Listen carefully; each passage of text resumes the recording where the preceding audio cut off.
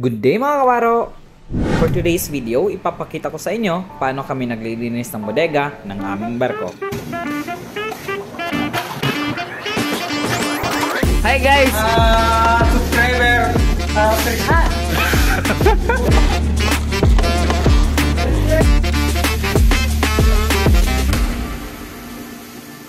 Sa mga bago pa lang sa channel ko, reefer vessel pa lang ang barko namin. In simple explanation, barko na may malaking ref para sa mga tuna.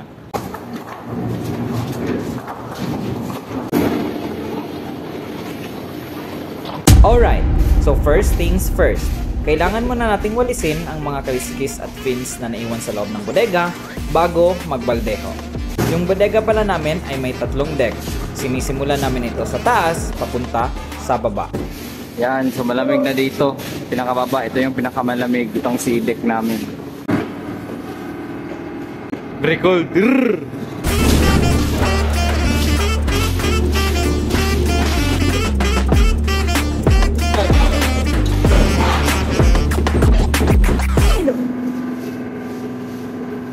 Lamig! Oh, mura mag-naagwan. Mura mag-naag-states. Oh, kita oy. Lagi! Kilid kamay. Anak, okay. Oh, mura mag-naag-states. Medyo malinis-linis na yung sea deck. Anuhan pa namin yan ng tubig. Pero itatapon mo to, iangat pa to.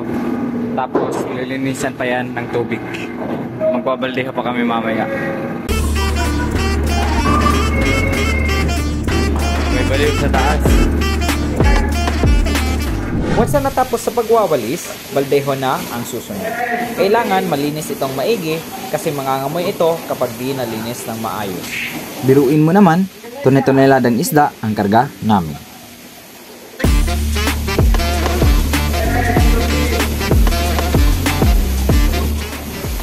Doon na, basta na video eh.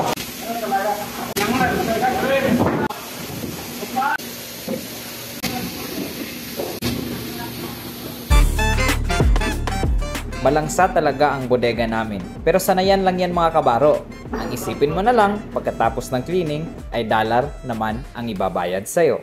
Once na natapos na ang pagbabaldeho simula sa taas or yung A-deck, pababa ng C-deck, ito na yung exciting part.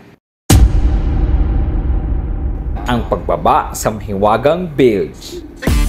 Mabango naman yung loob ng bilge namin. Magkasing amoy lang naman ito ng kanal at timburnal eh.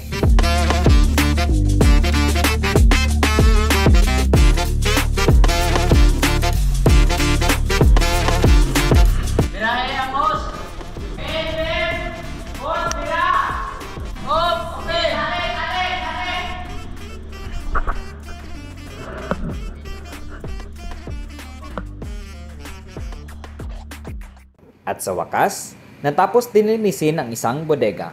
4 pala ang bodega sa barko namin, pero di ko na ipapakita ang paglilinis ng ibang bodega kasi same process lang naman ito. So sa mga nagbabalak sumampa sa reefer vessel dyan, huwag mo nang isipin ang langsa ng isda. Di naman araw-araw naglilinis ka ng bodega. Isipin mo na lang na ginagawa mong lahat ng ito para sa mga pangarap mo at para na rin sa mga pamilya mo na naiwan mo sa Pilipinas. And before I end this video, shoutout nga pala sa mga previews na kaklase ko sa PMI Bohol, sina Tutur, Pungasi at Helecania. Maraming salamat sa suporta nyo at pati na rin sa previews na kasamahan ko sa dati kong barko, si Sherwin Ventura. Maraming salamat sa suporta. I hope na nag-enjoy kayo sa panonood mga kabaro. For more seafaring videos, subscribe ka na sa YouTube channel ko, Robert G, at i-follow niyo na rin ako sa Facebook page ko, Robert Guzman. Thank you for watching mga kabaro. God bless and stay safe. Bye-bye!